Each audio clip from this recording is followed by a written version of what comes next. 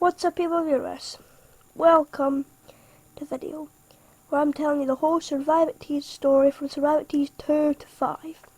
Because Survive It Tees 1 had no story because it was a Five Nights at Freddy's fan game.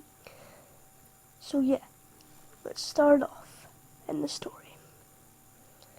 December 6th, 2064. Jason Silver has finally graduated from college after a very, very long study and a very, very hard exam.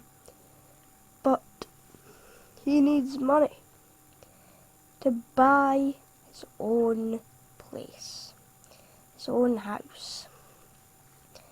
But he doesn't find enough high-paying jobs, or any high-paying jobs for that matter, in the newspaper, until he looks online.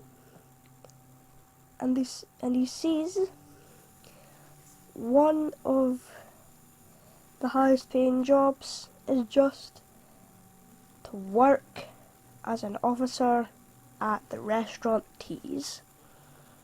The job seemed easy at first because all it said was all you had to do was walk around the building, and there was the occasional crate that you could find random stuff that could help you in.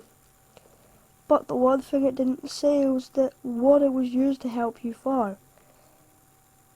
And that worried Jason, but he went for it anyway. Because he got paid £100,000 every week. The reason it was such a high paying job was that every single kid's place closed down at the start of the 2060s. So Tees was the only one left.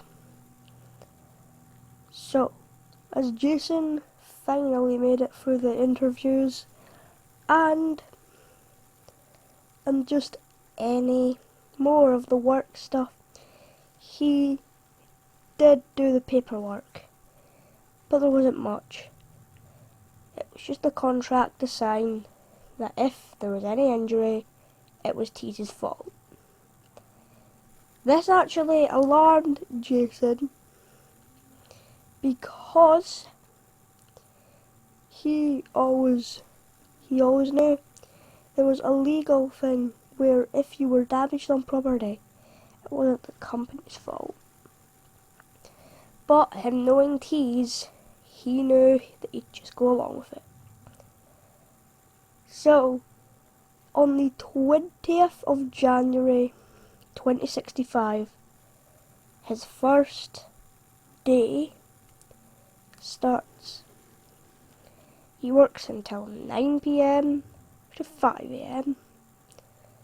At first all he was doing was walking around the building until he found a note that just told him all the things to do, and it said, "From manager."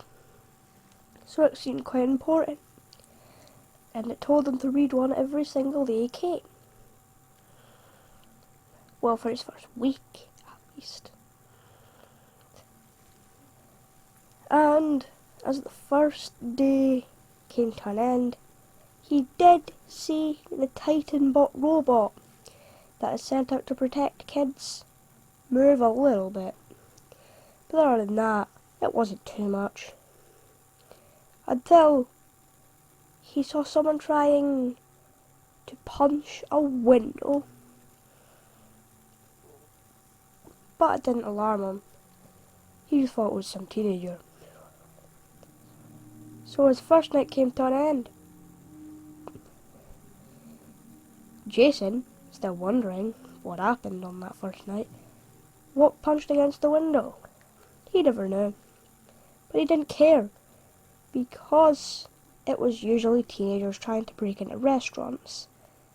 And the Tees fast food restaurant was the only one left. Even though it wasn't a fast food restaurant anymore. It was just a restaurant. Anyway, his second day at Tees begun. And it was the first. It was like the first, because Titanbot still moved a little bit. a little bit more, and they went like that until Friday. It's 5th day. Titanbot moved almost instantly when he came in the building, and he hadn't heard any trying to punch the glass until the last Monday, or this Monday, I should have said. But what he didn't know is the punching on the glass got louder and louder. But it wasn't what was outside that was going to worry him. It's because Titanbot was moving frequently and closer. So he tried to get further and further away. And all his supplies that he used to make armour, he used to make weapons, and placed them in the crates. But as Titanbot got closer and closer and closer, he had to use the pistol he was given. He had to shoot Titanbot, but it didn't work. So he used his modified one, because there was other pistols from who knows where. So he used it, and it took almost a full magazine of shots to take down the Titanbot and break it into bite-sized pieces. So yeah guys, that was the first part to the Survive at T's story. So if you guys enjoyed, please like, comment, subscribe, and see you later.